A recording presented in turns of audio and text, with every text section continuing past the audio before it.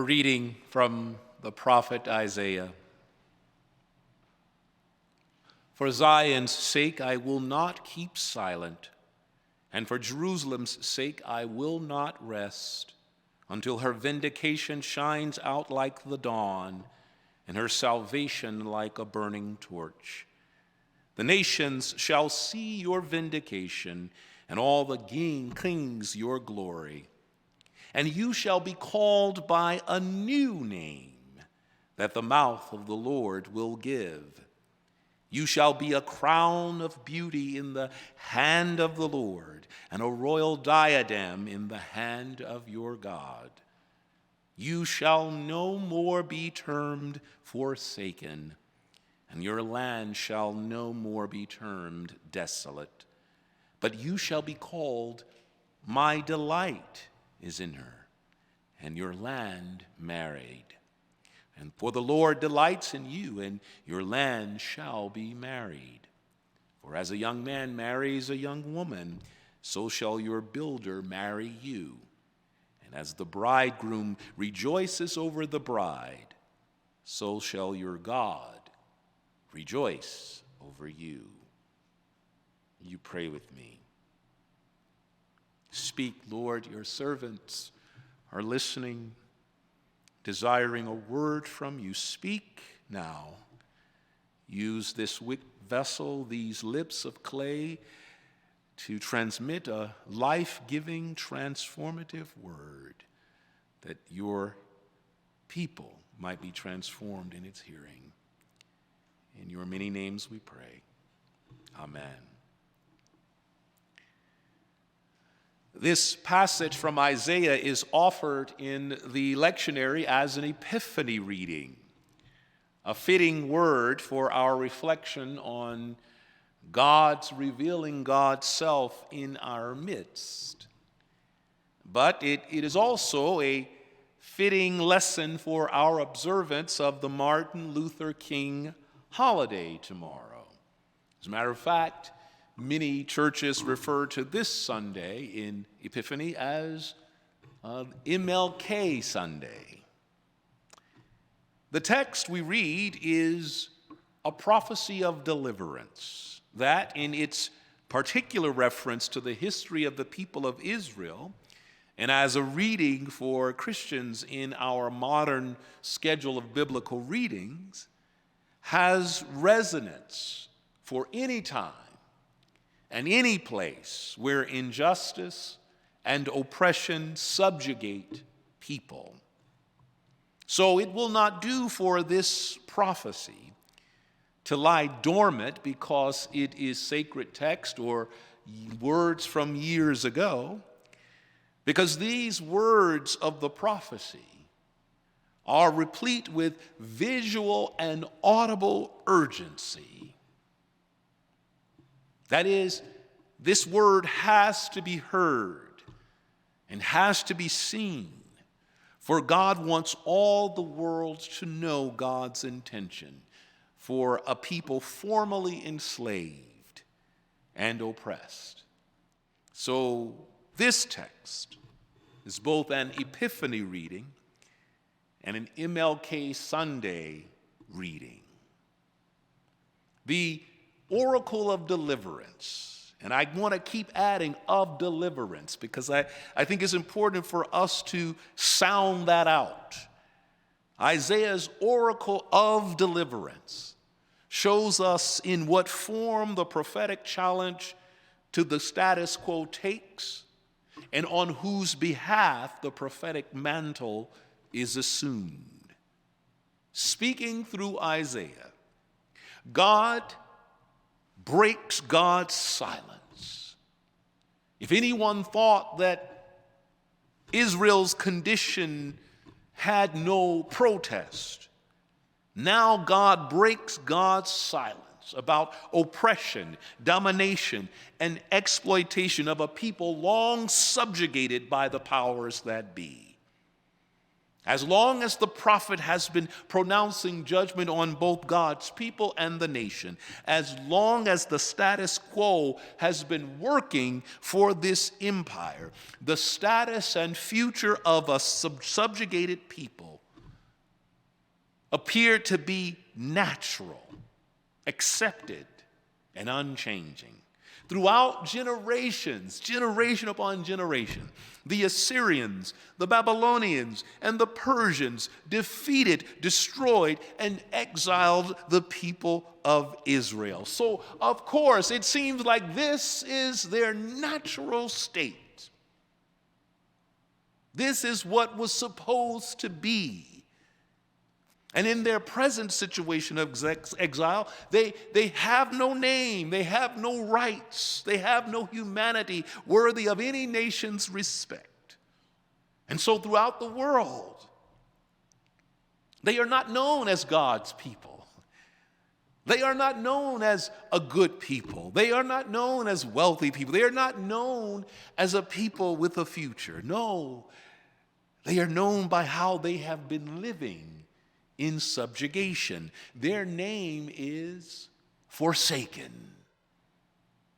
And where they live is known as desolate.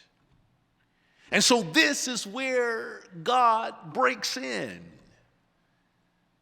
The prophecy is that God promises to break God's silence to announce the deliverance. The deliverance of people whose status as forsaken and desolate seems natural. You see, exile is so profoundly destructive and disorienting that it erased their hope and memory of a liberating God. So this word has to be proclaimed publicly and widely. The prophet Isaiah wanted it to be ritualistically and ceremonially forecast, using the sights and sounds of all those big public events that puts people on notice that something big, something momentous is transpiring. And so the conferring upon these subjugated people a new status is likened to a coronation of royalty, where everyone will be aware and honor and bow down to these special people. Oh, wait, it gets even better. It's like a big wedding where love, commitment, and covenant are celebrated and consecrated before public witnesses, and the reconciled people, the reconciled couple, becomes a new unit bound in love. This is how God intends to break the silence. Therefore, God's deliverance is not a private affair, and it's not non-political. All right, I'm getting in trouble now. All the world needs to know, the empire needs to know, the wealthy need to know, all the people who are on the end need to know that these people once subjugated are now God's people. It changes their status. Changes the status of those relegated to the margins. Changes the status of those that the empire has imposed redlined and put into neighborhoods. It changes their status. The oppressed, the dominated, the exploited people who were known as and expected to live always as the forsaken in that place called desolate will receive new names, new status. And so this is what deliverance looks like. This is what it sounds like. It looks like people who were once not a people being affirmed as God's people. It sounds like people getting new names that describe their belovedness and their embrace by God. I must point out that this prophecy of deliverance and vindication is offered even before the people experience it, even while they carry the name forsaken, even while they languish in that desolate place. this deliverance is offered. God names it before it happens. So God promises that God will not be silent and God will not rest until everybody knows that they have been delivered. God will not be silent. God will not rest until deliverance happens, until all the nations and all of the leaders of the world see God's people, not as forsaken, not as desolate, but as the prophet says, my delight. They will be known as God's delight, and God will rejoice over them. My delight, those whom God is committed to in covenant. And so there will be no doubt among the nations or among the leaders of the world that this people, once known as forsaken and desolate, are now free, beloved, and vindicated by God. And this is why it would be a mistake to say this is non-political. It will be a mistake to say that this doesn't disrupt the status quo. Make no mistake. This now free, beloved, vindicated people will upset the prevailing arrangements that the world takes for granted. And that makes this oracle of deliverance a word for our own time. You see, we have been blessed by God's gracious desire to make God's self known to us in time and history, incarnating God's self in Jesus and revealing God's self over and over again. During this season of Epiphany, it may be incumbent on us then to assume the prophetic mantle. That is, maybe we need to start acting like Isaiah, seeking out the sights and sounds of deliverance for a world that's gotten too comfortable with the oppression, domination, exploitation of God's people. You see, all over the world, right here in our nation, right here in our city, there are arrangements in our politics and in our economy that saddle countless vulnerable people with the name forsaken and relegate them to living in places known as desolate. Oh, I hope you heard me. Even as we celebrate that God is revealing God's self, there are still people all around us who are known as forsaken, living in desolate places. And it seems natural, expected, and unchanging. Oh, but the prophecy says we can no longer be silent. We should not rest until the nations and the leaders know that justice and liberation is the promise and gift of God for all God's children. Oh, then that takes me to Martin Luther King. When King agreed to lead a bus boycott in Montgomery, Alabama, he did so during a time when Black Americans, especially in the segregated former Confederate states, were known as forsaken, living in a place called desolate.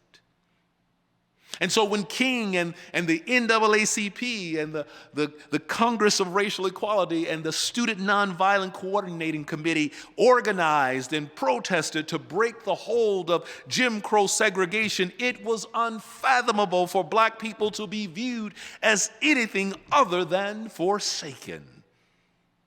Oh, the prevailing arrangement for Black people was that they were less than. They were unworthy and unprepared for the privileges and benefits of citizenship. They were unwelcome to partake of the abundance of American prosperity. And where Black people lived from the time we were brought in slave ships onto these shores, from the slave quarters to the rural backwaters to the urban ghettos to the segregated neighborhoods, was known as desolate, and it seemed natural, expected, and unchanging. Oh, but King and John Lewis and Fannie Lou Hamer, Rosa Parks, Ella Baker, and countless nameless unsung activists and citizens would not be silent and would not rest. Oh, they embraced the prophecy of the sights and sounds of deliverance. They would bear witness to the sights and sounds of deliverance in the midst of forsakenness and desolation. And through that prophet king, God gave voice to vindication. Not just for black people, by the way, but for anybody who was relegated by the nation to that place of forsakenness and desolation. And yes, it happened. That prophecy was offered before we would experience it.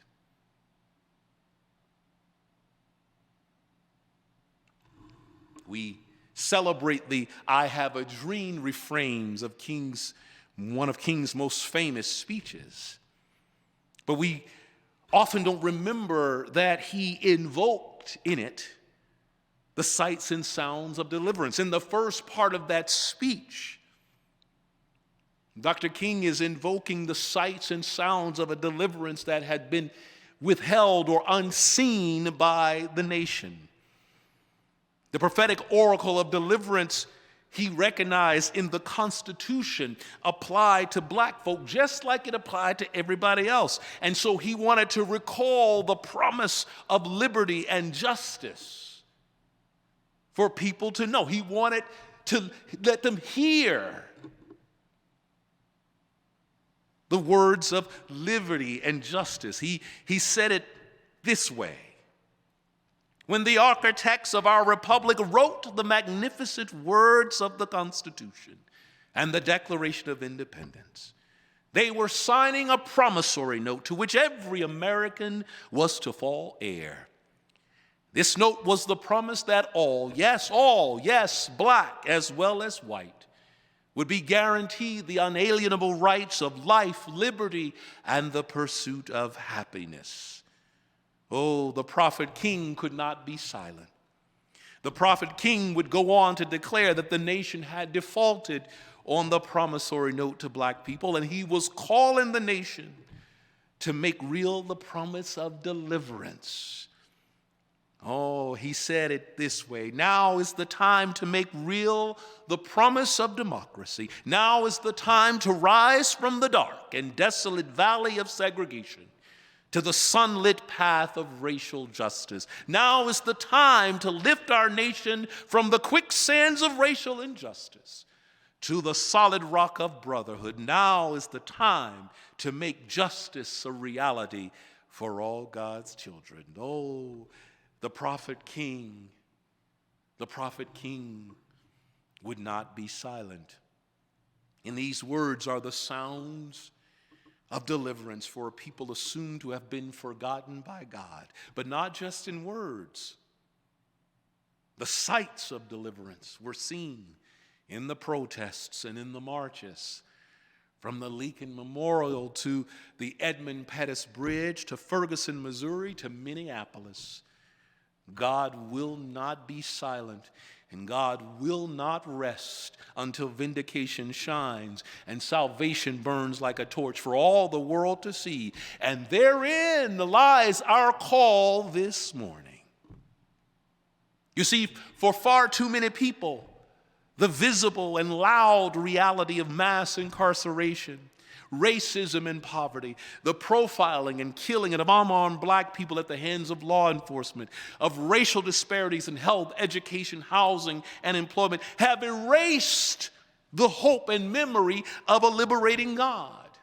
Pandemic and political polarization and economic dislocation have all erased the hope and memory of a liberating God. Somebody needs to hear a prophetic call. Someone needs to hear the prophecy of deliverance, and perhaps our call is to live prophetically so the world can see God moving, to see and hear God's promise of justice and liberation, and bear witness against the normalcy of oppression, domination, and exploitation, to overcome our silence and put away any rest until the world knows that God has promised deliverance to all. that we can no longer stand for any of God's beloved to be known as forsaken and relegated to places known as desolate. God promised that God would not be silent and would not rest until vindication shines. God is revealing God's self all around us right now, revealing God's self to us, that God's intent and God's dream is for liberation. And so, let's embrace the sights and sounds of deliverance and become ourselves bearers of the good news of God's promise of justice, liberation, and vindication. Amen.